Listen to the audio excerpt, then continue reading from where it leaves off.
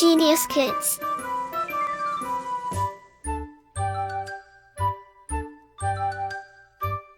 Cultivating love for learning.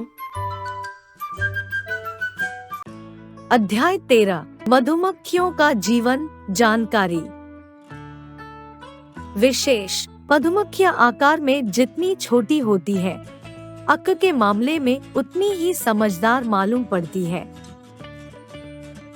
बच्चों के पालने पोसने हेतु जो छत्ता ये बनाती है, वह बेहद खूबसूरत होने के साथ ही अनोखा होता है। अचरज में डालने वाला यह चमत्कारिक एवं कलात्मक छत्ता बहुत ही सुरक्षित स्थान पर फूलों की क्यारी अथवा हरियाली के आस पास बनाया जाता है। दुनिया भर में कीट पतंगों की जितनी प्रजातियां हैं, उनमें मधुमक्खी सबसे निराली है।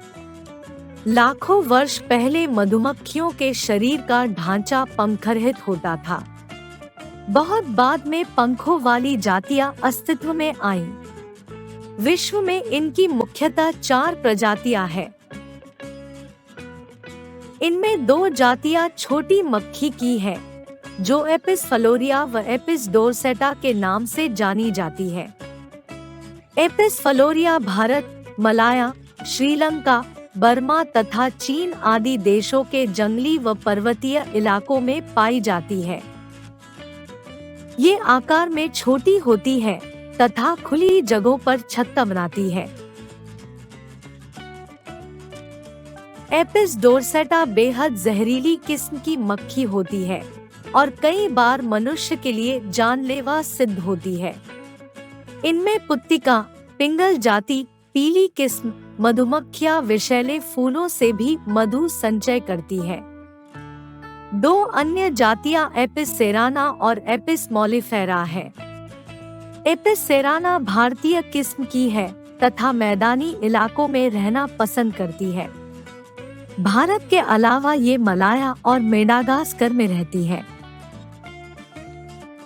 ये अपना छत्ता गुफाओं, दीवारों, घरों एवं वृक्षों आदि पर बनाती है। एपिस मॉलिफेरा दक्षिण एशिया में पाई जाने वाली 2 तरह की मक्खियों का मिला जुला नाम है।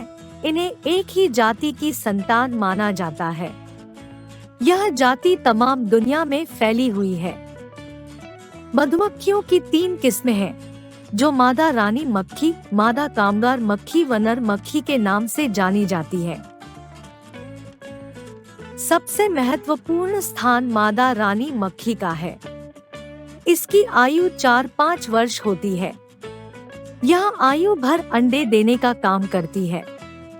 रानी मक्खी 1 मिनट में कई व दिन भर में कई हजार अंडे देने में सक्षम होती है। अंडे सेने वाले तथा न सेने वाले 2 तरह के होते हैं। न सेने वाले अंडे छत्ते के छेदों को बढ़ाने में सहायक होते हैं, जबकि सेने वाले अंडों से मक्खियां पैदा होती है। अंडों में से जो बच्चे निकलते हैं, उनमें कई रानियां भी होती हैं। बड़ी रानी इन्हें मारने का यत्न भी करती है, ताकि ये उसकी बराबरी न कर सकें, किंतु कामगार मक्खियां इन कुंवारी रानी मक्खियों की बड़ी सेवा करती है और इन्हें पौष्टिक भोजन उपलब्ध करवाती है। कुंवारी रानी मक्खी युवावस्था में छत्ते से बाहर भी निकलकर एक विशेष आवाज निकालती है। इसे सुनकर अन्य कुंवारी मक्खियां भी बाहर आ जाती है। तब इनकी आपस में लड़ाई होती है। जो जीतती है वही जीवित रहती है। छत्ते में सबसे अधिक संख्या मादा कामगार मजदूर मक्खियों की होती है। ये अंडे नहीं देती। छत्ते का तमाम कार्य इन्हीं के जिम्मे होता है। एक छत्ते में ये कई हजार होती हैं। छत्ता बनाने के बाद शहद एकत्र करने के अलावा ये रानी मक्खी की जरूरतों का ध्यान रखती है। उसे साफ करती है, उसकी मालिश करती है और बढ़िया से बढ़िया खाना मुहैया करवाती है। अंडों से बच्चे निकलने पर मजदूर मक्खियां बड़ी तत्परता से उनकी देखभाल करती है तथा दुनिया का सामना करने लायक होने तक उनकी देखभाल करती हैं। नित्य प्रति ये मक्खियाँ एक निश्चित समय तक फलों फूलों का रस एवं पराग एकत्र करती हैं। मात्र 500 ग्राम शहद एकत्र करने के लिए मक्खियों को 50 लाख फूलों का रस चूसना पड़ता है। रानी मक्खी बच्चे बड़े हो जाने पर अन्य मक्खियों को साथ लेकर नई जगह की तलाश में उड़ चलती है तथा ये सभी किसी पेड़, दीवार अथवा गुफा के मुहाने पर बैठ जाते हैं। मजदूर मक्खियां नया छत्ता बनाने में व्यस्त हो जाती है। मधुमक्खियां आकार में जितनी छोटी होती है, अक्ल के मामले में उतनी ही समझदार मालूम पड़ती है।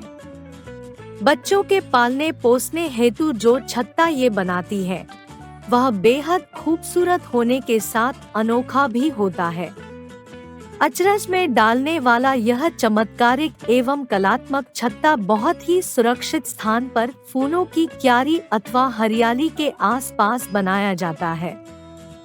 प्रत्येक छत्ते में कई कोष्ठ होते हैं और हर कोष्ठ में 6 कोने बने होते हैं। इन कोष्ठों में भारी भरकम शहद तो सुरक्षित रहता ही है, साथ ही ये मक्खियों के अंडे बच्चों आदि हेतु भी बढ़िया आश्रय स्थल है। छत्ते में तीनों तरह की मक्खियों के रहने की व्यवस्था भी अलग अलग होती है।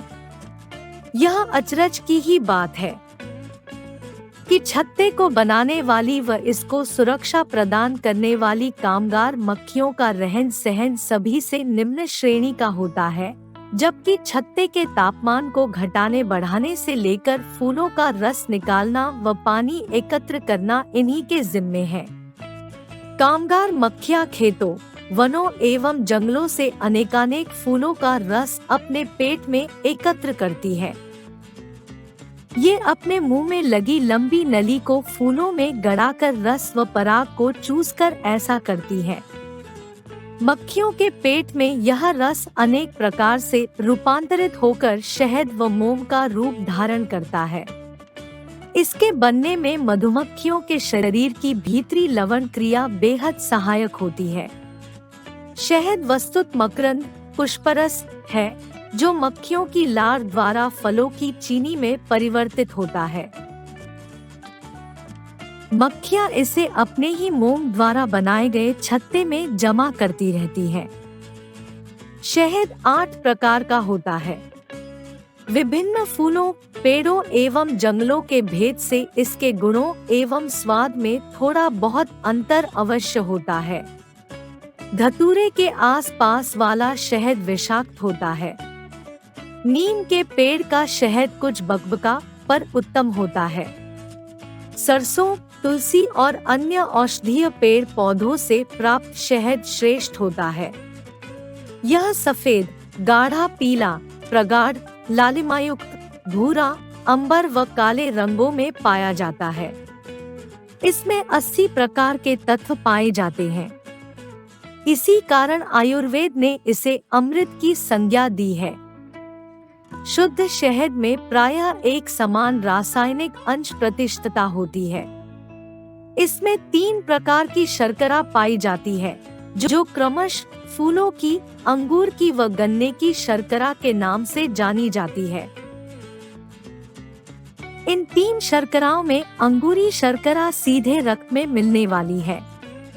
शर्करा के अतिरिक्त शहद में अम्ल, प्रोटीन, लौह, तांबा, manganese, potassium, sodium, phosphorus, calcium, maltose, chlorophyll, iodine, carotene, amino acid तथा विटामिन ए, B6, B2 और C पाए जाते हैं। शहद में 42% विशुद्ध ग्लूकोज रहता है। मिठास की इसी अधिकता के कारण शहद में विषाक्त जीव जिंदा नहीं रह पाते।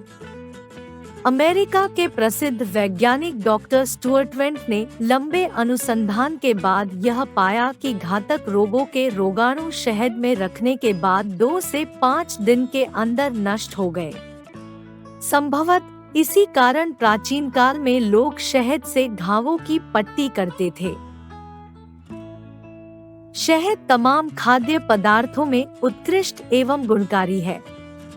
तरल पदार्थों में इससे अधिक शुद्ध और मीठी चीज संसार में दूसरी नहीं है। यह गन्ने की चीनी से 25% अधिक मीठा होता है। 1 किलो शहद में 3,500 कैलोरी होती है, जबकि गाय के 1 लीटर दूध में 620, 1 किलो सेब में 410, 1 पौंड शहद में 70 अंडों से अधिक शक्ति होती है। यह स्वतः पचा हुआ भोजन है, इसलिए इसे पचाने के लिए शरीर को थोड़ी सी भी मेहनत नहीं करनी पड़ती। जीभ पर रखते ही यह रक्त के साथ घुलना शुरू हो जाता है। शहद ऐसा योगवाही पदार्थ है जिसे जिस गुण वाले पदार्थ के साथ लिया जाए उसी के अनुकूल होकर गुणों में वृद्धि करता है। संकलित शब्दार्थ। मधु का अर्थ है शहद। संचय करना का अर्थ है एकत्र करना। सक्षम का अर्थ है समर्थ। तत्परता से का अर्थ है तेजी से। नित्य प्रति का अर्थ है प्रतिदिन। आश्रय स्थल का अर्थ है रहने का स्थान। अनुसंधान का अर्थ है खोज। नष्ट का अर्थ है समाप्त, बर्बाद। उत्कृष्ट का अर्थ है उत्तम। Like, share and subscribe.